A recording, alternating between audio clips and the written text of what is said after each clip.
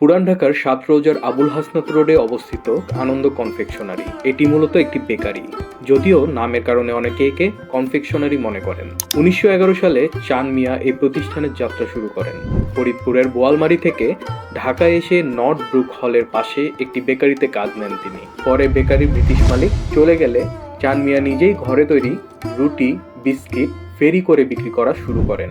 চাঁদ মিয়া তখন ঢাকার বিভিন্ন হাটে যেতেন, কেরানীগঞ্জ থেকে টঙ্গী পর্যন্ত। এভাবে চলতে চলতে 4 দশক পেরিয়ে যায়। 50-এর দশকে কিছু টাকা জমিয়ে চাঁদ মিয়া বিখ্যাত সঙ্গীত শিল্পী লায়লা আরজুমান বানুর বাবার কাছ থেকে একটি বাগান বাড়ি কেনেন। সেখানে তিনি প্রতিষ্ঠা করেন আনন্দ কনফেকশনারি। ভালো খাবার মানুষকে আনন্দ দিতে পারে, এই বিশ্বাস থেকেই তিনি নাম রাখেন আনন্দ। চাঁদ মিয়া 1969 সালে বার্ধক্যজনিত কারণে মৃত্যুবরণ করেন এবং পরবর্তীতে তার ছেলে তারা মিয়া ব্যবসার দায়িত্ব নেন। মুক্তিযুদ্ধের সময় কিছুদিন দোকান বন্ধ ছিল।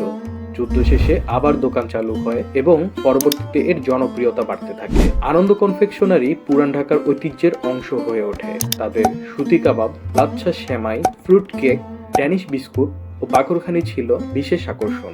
1987 সালে চকবাজার এবং 1990 সালে কুর্মিটোলায় নতুন শাখা খোলা হয়। 2012 সালে ওয়ারিতেও একটি শাখা চালু হয়। তবে আবুল হাসনাত রোডের মূল শাখাই সবচেয়ে বেশি পরিচিত। এখন এই শাখা দেখাশোনা করেন চাঁদ মিয়ার নাতি সিদ্দিকুর রহমান। আনন্দ কনফেকশনারি এখন আধুনিক যন্ত্রপাতি ব্যবহার করলেও অনেক কাজ পুরনো পদ্ধতিতে করা হয়। আগে কয়লার চুল্লিতে খাবার তৈরি হতো, এখন বড় গ্যাসের চুল্লি ব্যবহার করা হয়।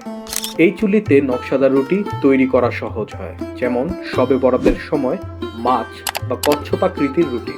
এছাড়া শবে বরাতের সুজি ও বুটের হালুয়া, রমজানের সুতি কাবাব ও হালিম, আর ঈদে লাচ্ছা সেমাইয়ের বিশেষ চাহিদা থাকে।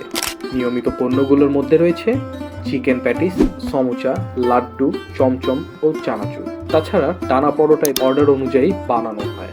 1 শতক পেরিয়ে আনন্দ কনফেকশনারি তার ঐতিহ্য ধরে রেখেছে। বেকারি পণ্যের পাশাপাশি এখন সেখানে চকলেট, মিষ্টি এবং নানান ধরনের পণ্যও পাওয়া যায়।